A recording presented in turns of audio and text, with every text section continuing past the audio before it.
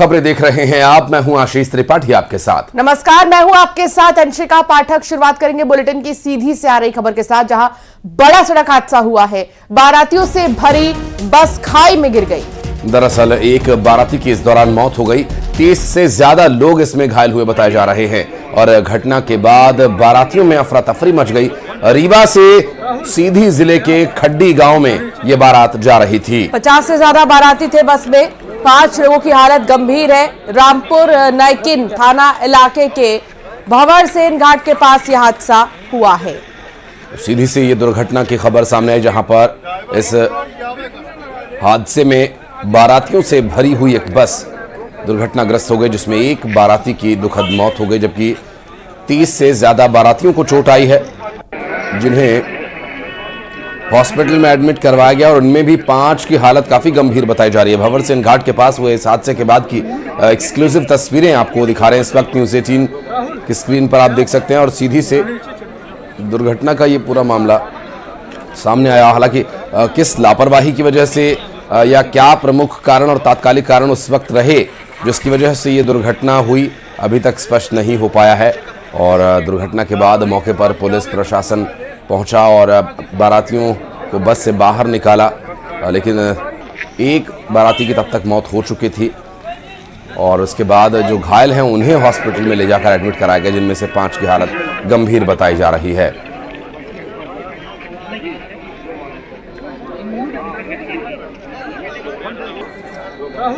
और एक्सक्लूसिव तस्वीरें दुर्घटना के बाद जो सामने आई हैं। रात के वक्त हालांकि अंधेरे में रेस्क्यू करने में थोड़ी चुनौती ज़रूर थी, लेकिन वहाँ काफ़ी संख्या में स्थानीय लोग, पुलिस प्रशासन और स्थानीयों की मदद से लोगों को बाहर निकाला जा सका और उन्हें हॉस्पिटल भेजा गया ट्रीटमेंट के लिए। सीधी से ये दुर्घटना की जानकारी सामने आई और बारातियों की ये बस दुर्घटना का शिकार कैसे हुई, हालांकि ये अभी तक स्पष्ट नहीं हो पाया कि तात्कालिक कारण क्या थे। इस पर फिलहाल पुलिस छानबीन कर रही है और हालांकि इस दुर्घटना में एक की जान चली गई, लेकिन लोगों को बचा लिया गया और इलाज के लिए उन्हें हॉस्पिटल में एडमिट करवाया गया है। हरीश द्विवेदी संवाददाता साथ जुड़ गए हैं। हरीश, वजह पता चल पाई कि आखिर कैसे हुआ यह हादसा? बिल्कुल, यह माना जा रहा है कि यह बस जो है तो बारातियों से भरी हुई थी और बस जो है तो संतुलन जो है तो उसका बिगड़ गया था चालक का। यही वजह है कि बस अनियंत्रित हो गई थी और अनियंत्रित होकर सड़क से नीचे खाई में जा गिरी है। खाई में तकरीबन 25 से 30 फीट की गहराई है जहां बस जाके गिरी है और उस बस में तकरीबन 50 से अधिक लोग सवार थे। हालांकि इसमें से 1 लोगों की मौत हो गई है और 17 लोगों की हालत जो है तो खराब है। हालांकि इसमें से 6 की हालत ज्यादा ही गंभीर है, जिन्हें रीवा संजय गांधी अस्पताल में भर्ती कराया रेफर कर दिया गया है। फिलहाल जो बाराती है, तमाम बाराती रीवा जिले के एक गांव से जो है तो सीधी जिले के खड्डी गांव में बारात लेके आ रहे थे, लेकिन बस बारात पहुंचने वाली ही थी कि तो रास्ते में एक भंवर सेन घाट पड़ता है और भंवर सेन घाटी अपने आप में एक बड़ी घाटी है और उस घाटी में जो है तो 2 नदियों का संगम है और नदियों का संगम जैसे ही गाड़ी पहुंचती है तो गनीमत रही कि घाट के ऊपर ही गाड़ी अनियंत्रित होकर पलट गई है। और अगर जो नदी है, नदी के नीचे अगर पुल के नीचे अगर जाके अनियंत्रित होकर पलटी तो बड़ा हादसा हो सकता था, लेकिन इसमें जो है तो प्रशासन ने तत्परता दिखाई है और मौके पर पहुंचे जो रेस्क्यू कर तमाम जो लोग बाराती। बहुत शुक्रिया आपका इस पूरे मामले पर जानकारी देने के लिए। और बढ़ते आगे अनूपपुर से खबर, जहां इंदिरा गांधी राष्ट्रीय जनजाति विश्वविद्यालय अमरकंटक में कई छात्र छात्राओं को फूड पॉइजनिंग की शिकायत हुई। विश्वविद्यालय के क्लिनिक में इन्हें भर्ती किया गया है। मेस का खाना खाने के बाद इनकी तबीयत बहुत बिगड़ गई। विश्वविद्यालय प्रबंधन मामले को छिपाने की कोशिश कर रहा है। फिलहाल जो छात्र छात्राएं हैं जिनकी तबीयत खराब हुई है, उन्हें निगरानी में रखा गया है और लगातार ट्रीटमेंट जारी है। रवि संवाददाता साथ जुड़ गए हैं। रवि, कुछ कार्रवाई हुई क्या? एक तरफ जहां विश्वविद्यालय इस मामले को छिपाने की कोशिश भी कर रहा है, दूसरी तरफ क्या कार्रवाई की जा रही है? देखिए, देर रात तक तो ये अभी तक ट्रीटमेंट ही चल रहा था, तो पहले प्राथमिक दृष्टि से तो अभी तक ट्रीटमेंट का चल रहा था। अब देखने की वाली बात होगी कि अब निश्चित ही जब उनके परिजन अब शिकायत करेंगे या और आगे चीजें होंगी तो जांच होगा, तो निश्चित ही कुछ ना कुछ बड़ी कार्रवाई होनी चाहिए, क्योंकि आपको मैं बता देना चाहता हूँ कि कई दर्जनों से ज्यादा, मतलब आप कह सकते हैं कि जिनकी फुल पॉइजनिंग, मतलब ये वही का जो मेस का खाना था, वो खाना खाने से उनकी तबीयत बिगड़ गई, तो निश्चित ही कुछ ना कुछ कार्रवाई तो होनी चाहिए। अब देखिए क्या होता है। सबसे बड़ी बात अब ये है कि जो प्रशासन है क्या करता है आगे इस पर बिल्कुल, और ये देखना होगा कि प्रशासन क्या करता है और सबकी निगाहें इसी पर है। बहुत शुक्रिया जानकारी साझा करने के लिए। ग्वालियर में स्पा सेंटर में युवती से मारपीट का वीडियो सामने आया है। मसाज कराने पहुंचे युवक ने मारपीट की। दरअसल स्पा सेंटर बंद होने का समय हो चुका था और शख्स यहां जब पहुंचा, ब्यूटिशियन और स्पा सेंटर मालकिन से मारपीट हुई। गाली गलौज कर जूतों से पिटाई की गई। स्पा सेंटर में लगे हुए सीसीटीवी कैमरे में ये सब कुछ रिकॉर्ड हो गया और ये तस्वीरें आप देखिए उस वक्त की जब ये पूरी मारपीट हुई और जो शख्स यहां पहुंचा था, स्पा सेंटर बंद होने के समय के दौरान भी वो कुछ देर और यहां पर उसे सेवाएं देने के लिए दबाव बना रहा था और जबरन जब ये बात बढ़ते बढ़ते विवाद का जब इसने शक्ल अख्तियार कर लिया, उसके बाद बात हाथापाई तक आन पहुंची। और बिलासपुर में बदमाशों के हौसले बुलंद होने की एक खबर सामने आई, जहां बदमाशों ने कार समेत कई गाड़ियों को आग के हवाले कर दिया। कश्यप कॉलोनी के कुंदरू बड़ी की घटना है। घटना का जो सीसीटीवी है वो वायरल हो रहा है। आरोपियों की तलाश में पुलिस जुटी है। तो ये जो तस्वीरें सामने आई हैं बिलासपुर से, जहां कश्यप कॉलोनी के कुंदरू बड़ी की घटना ये बताई जा रही है और सीसीटीवी वीडियो इसका, जब इस तस्वीर को देखकर आप अंदाजा लगा सकते हैं जो आरोपी इसमें दिखाई दिए हैं जाते हुए, जिन्होंने गाड़ी समेत एक कार समेत कई गाड़ियों को आग के हवाले कर दिया था। हालांकि पुलिस फिलहाल इनकी तलाश में जुटी हुई है।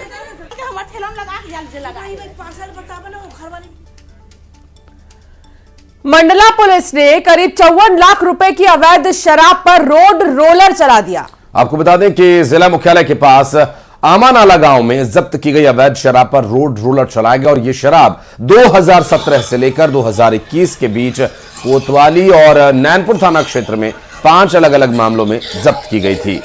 ये तस्वीर देखिए, रोड रोलर और नीचे शराब। पुलिस ने करीब 54 लाख रुपए की अवैध शराब पर रोड रोलर चलाया है। जिला मुख्यालय के पास आमानाला गांव में जब्त की गई अवैध शराब पर रोड रोलर चलाया गया।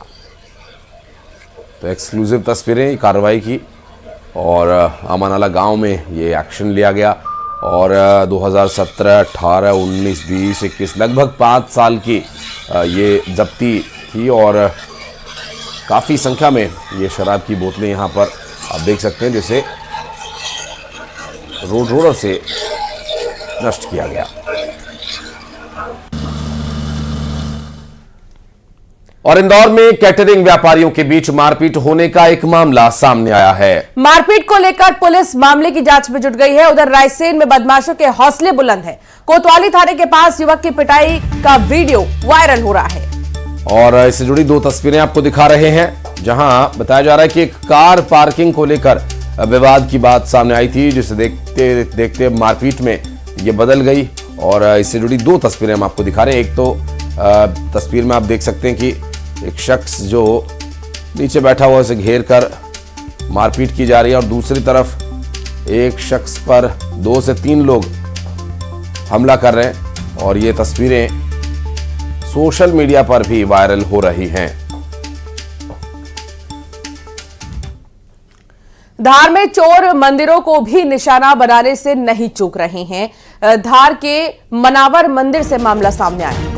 दरअसल जैन मंदिर को चोरों ने निशाना बनाते हुए करीब करीब 14 लाख रुपए के 20 किलो चांदी के सामान सहित दान पेटी ही चुरा ली। घटना का सीसीटीवी फुटेज आप देखिए। ये पूरी घटना सीसीटीवी में कैद हो गई है। 3 चोर वारदात को अंजाम देते दिखाई दे रहे हैं। तो चोरी के लिए मंदिर तक नहीं छोड़ रहे चोर, बल्कि यहां पर वो आकर दान पेटी के साथ साथ चांदी के जो आभूषण होते हैं उन्हें भी चुरा ले गए।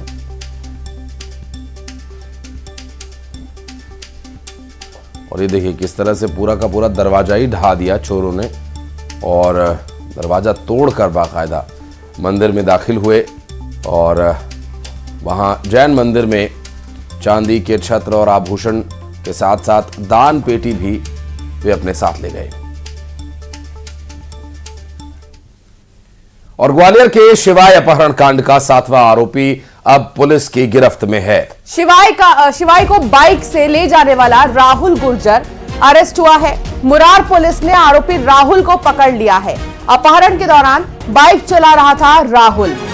और इस पूरे मामले में अब तक सब आरोपी गिरफ्तार कर लिए गए हैं। 1 करोड़ रुपए की फिरौती के लिए अपहरण का ये पूरा कांड किया गया था और 13 फरवरी को शिवाय का अपहरण किया गया था। न्यूज 18 ने इस खबर को प्रमुखता से दिखाया था और पुलिस प्रशासन की सतर्कता और मुस्तैदी के चलते शिवाय 24 घंटे के अंदर अपने परिवार के बीच सकुशल पहुंच गया था। और इससे जुड़ी अलग अलग तस्वीरें हम आपको दिखा रहे हैं। देखिए, बाइक पर बैठा हुआ जो शख्स है उसे अब गिरफ्तार कर लिया गया है। जो बाइक पर बैठकर दूसरे शख्स का इंतजार कर रहा था, दूसरे आरोपी का, ये दरअसल वही है।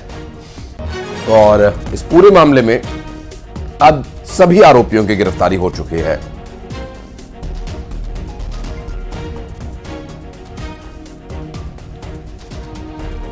मुरार पुलिस ने आरोपी राहुल को पकड़ लिया है। राहुल नाम तो सुना ही होगा आपने, इससे पहले भी इसका नाम चर्चा में था।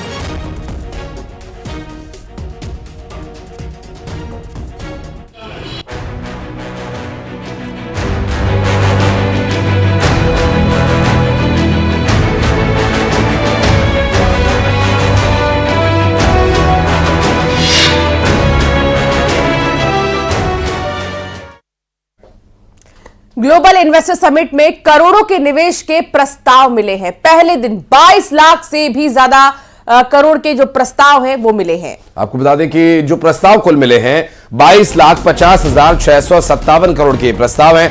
13,43,468 रोजगार के अवसर मिलेंगे। और तो और ऊर्जा सेक्टर में 5,21,279 करोड़ के प्रस्ताव और पर्यटन में 64,850 करोड़ के प्रस्ताव मिले हैं। NHAI के साथ 1 लाख करोड़ का MOU हुआ है। ग्लोबल इन्वेस्टर समिट का जो पहला दिन है वो बहुत ज्यादा खास रहा। तमाम कल्चरल एक्टिविटीज के साथ, कई खास मेहमानों के साथ ये पूरा जो समिट है वो शुरू हुआ। प्रधानमंत्री नरेंद्र मोदी ने शुरू किया, शुभारंभ किया इस समिट का 2 दिवसीय 24 और 25 फरवरी ये 2 दिन। और क्योंकि पहला दिन बीत चुका है, आज दूसरा दिन है। आज के दिन भी देखना होगा कि कितना खास होने वाला है और कितना प्रस्ताव जो है वो आता है निवेश के लिए। और ग्लोबल इन्वेस्टर समिट का आज दूसरा दिन है। समापन कार्यक्रम में देश के गृह मंत्री अमित शाह भी शामिल होंगे। गृह मंत्री MP पवेलियन एक्सपीरियंस जोन का शुभारंभ करेंगे, दौरा भी करेंगे। निवेशकों को अमित शाह संबोधित भी करेंगे। तो गृह मंत्री अमित शाह आज मध्य प्रदेश आएंगे, भोपाल आएंगे जहां इन्वेस्टर समिट हो रहा है और संग्रहालय में आकर दूसरे दिन को और खास बनाएंगे। समापन कार्यक्रम है क्योंकि आज ऐसे में अमित शाह शामिल होंगे ग्लोबल इन्वेस्टर समिट में। गृह मंत्री MP पवेलियन एक्सपीरियंस जोन का दौरा भी करेंगे। निवेशकों को अमित शाह संबोधित करेंगे। और आज दूसरा दिन है इन्वेस्टर समिट का और इस इन्वेस्टर समिट के पहले दिन कई कीर्तिमान बने और आज दूसरा दिन है। बहरहाल आज दिन भर रहेगी हमारी नजर, क्या कुछ होगा खास पहुंचाएंगे आप तक सारी जानकारी।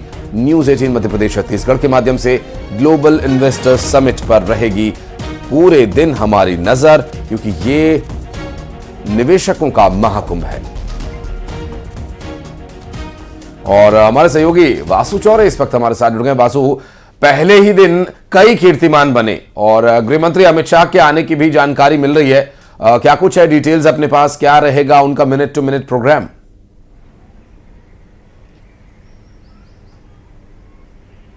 निश्चित तौर पर देखिए, पहले दिन ग्लोबल इन्वेस्टर समिट में निवेशकों ने मध्य प्रदेश में भारी निवेश लाने के जो एमओयूज हैं वो सरकार के साथ साइन किए हैं। निवेश की बरसात जो है वो मध्य प्रदेश में हुई है और जाहिर तौर पर जो ये एमओयू हुए हैं, जो प्रस्ताव रखे गए पूरे दिन ग्लोबल इन्वेस्टर समिट के दौरान, जब वो जमीन पर उतरेंगे तो लाखों की संख्या में मध्य प्रदेश में रोजगार आएगा, जीडीपी बढ़ेगी, पर कैपिटा इनकम बढ़ेगी, डायरेक्ट और इनडायरेक्ट इकोनॉमी में तेजी से जो ग्रोथ है वो देखने को मिलेगा। पहला दिन बहुत कामयाब रहा। पीएम मोदी ने शुरुआत की और दिन भर कई तरीके के बड़े बड़े उद्योगपति जो हैं अलग अलग सेक्टर्स के, वो मध्य प्रदेश में रहे, भोपाल में रहे और मुख्यमंत्री के साथ उन्होंने संवाद भी किया। आज दूसरा दिन है। केंद्रीय गृह मंत्री अमित शाह समापन सत्र में शामिल होंगे आशीष, और करीब 4 बजे वो भोपाल पहुंच जाएंगे। मुख्यमंत्री डॉक्टर मोहन यादव उनकी अगवानी करने के लिए एयरपोर्ट जाएंगे। फिर दोनों ही जो मुख्यमंत्री और केंद्रीय गृह मंत्री हैं वो करीब 5:30-6 बजे वापस इंदिरा गांधी मानव संग्रहालय पहुंचेंगे, जहां पर समापन सत्र को अमित शाह संबोधित करने का काम करेंगे। और इस दौरान अमित शाह भी कई उद्योगपतियों के साथ बातचीत कर सकते हैं, मिल सकते हैं, क्योंकि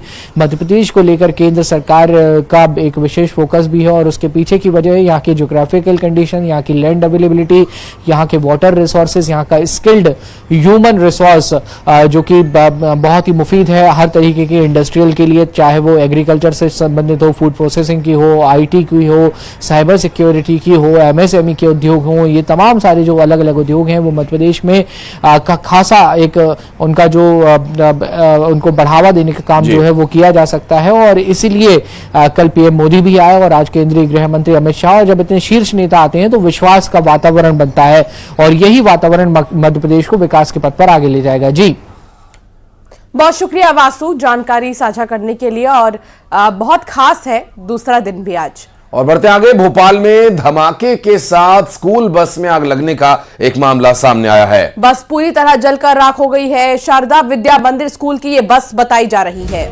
और ये कोई दुर्घटना नहीं बल्कि साजिश की आशंका इसमें जताई जा रही है। दरअसल कमला नगर थाना क्षेत्र की ये पूरी घटना है और ये बस जो कि जिस कंडीशन में दिखाई दे रही है, इसे देखकर अंदाजा लगाया जा सकता है कि ये बस कहीं पार्क की गई थी, वहां पर धमाके के साथ स्कूल बस में आग लगी। और ये धमाका किस तरह का था, क्या ये धमाका किसी ने साजिशन किया या बस में किसी तरह के किसी फॉल्ट की वजह से धमाका हुआ? हालांकि बस में, खड़ी बस में तो ऐसा संभव नहीं है, इसलिए इसे साजिश के तौर पर देखा जा रहा है। कोई नहीं, मैं अभी मेरा बेटा ही आया। आज से एमपी बोर्ड की परीक्षा शुरू हो रही है। आज 12वीं बोर्ड के हिंदी की परीक्षा है और हिंदी भाषा की परीक्षा के लिए अब छात्र छात्रा जो अपने अपने परीक्षा केंद्रों पर पहुंचेंगे। और इसके साथ ही आपको बता दें कि 10वीं की परीक्षा 27 फरवरी से शुरू होगी।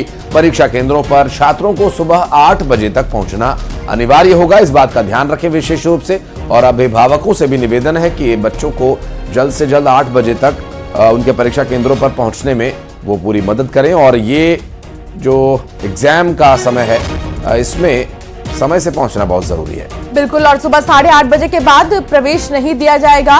मोबाइल, घड़ी, इलेक्ट्रॉनिक उपकरण प्रतिबंधित है। सीसीटीवी कैमरों की निगरानी में बोर्ड की परीक्षा होगी। बहुत जरूरी है कि आप अपना जो एडमिट कार्ड है वो जरूर लेकर जाएं।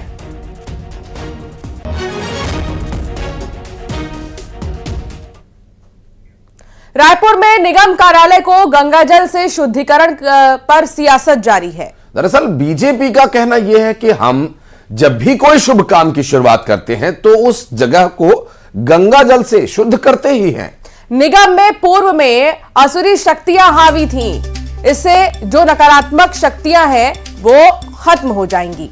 गंगाजल से सब पवित्र कर देंगे वाली ये कोशिश उनकी हमेशा ही रहती है, ऐसा उनका कहना है बीजेपी के द्वारा। हालांकि गंगाजल से शुद्धिकरण पर अब कई तरह के सवाल उठ रहे हैं और इसे एक तरह से राजनीतिक हमला बताया जा रहा है सांकेतिक रूप से।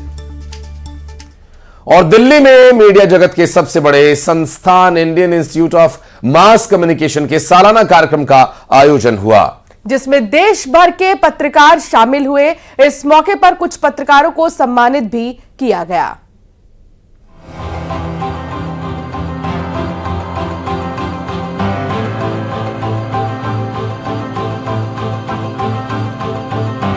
दिल्ली में मीडिया के सबसे प्रतिष्ठित संस्थान Indian institute of mass communication के सालाना एलुमनाई मीट का आयोजन किया गया। इस मौके पर 9वें इम्का अवार्ड्स के विजेताओं को पुरस्कार से सम्मानित किया गया।